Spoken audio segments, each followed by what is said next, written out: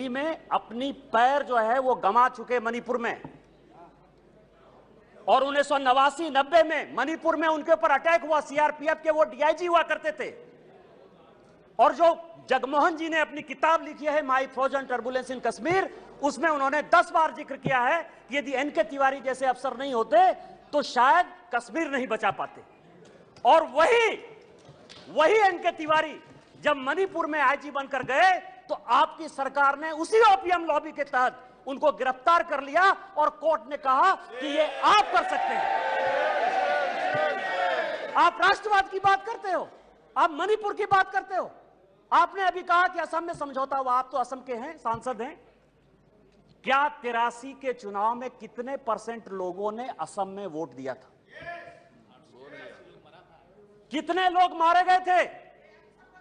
और जब आपने all India Assam students union के साथ समझौता किया तो उस समझौते का एक पार्ट था कि ये सरकार जो है हटाई जाएगी, आपकी सरकार खत्म की जाएगी। क्या वो समझौते का पार्ट नहीं था? मैं तो माननीय गृह मंत्री जी को कहूंगा कि वो समझौते का जो पूरा प्रारूप है इस सदन के अंदर जब अपना जवाब दें तो शायद वो जवाब देंगे। मिजोरम में आपने 7% वोट के आधार पर, केवल 7% वोट के आधार पर, केवल 7% पूरे देश को जानने के लिए है, लालथन हावला की सरकार बना दी थी। और इसीलिए जब लाल डेंगा के साथ सरकार बनाई आपने, जब उनके साथ समझौता किया तो 7% के साथ आप उसको डेमोक्रेसी चलाने देते।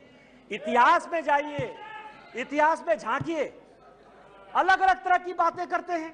कल राहुल जी आए, ऐसा हंगामा हुआ, पूरी दुनिया आ गई। राहुल जी गए ही कब थे?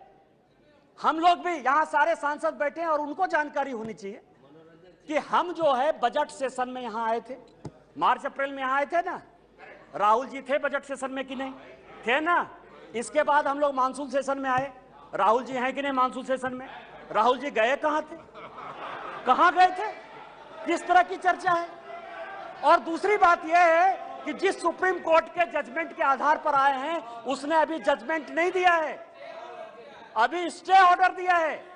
और तो भी उन्होंने कहा है, लोग कहते हैं प्रधानमंत्री मौन है, प्रधानमंत्री माफी नहीं मांगते, प्रधानमंत्री चीजें नहीं बोलते। मैं ये कह रहा हूं कि ये क्या नहीं कर रहे हैं, या अभी भी कह रहे हैं, 2 चीजें कह रहे हैं। मैं माफी नहीं मांगूंगा। क्यों माफी मांगे भाई?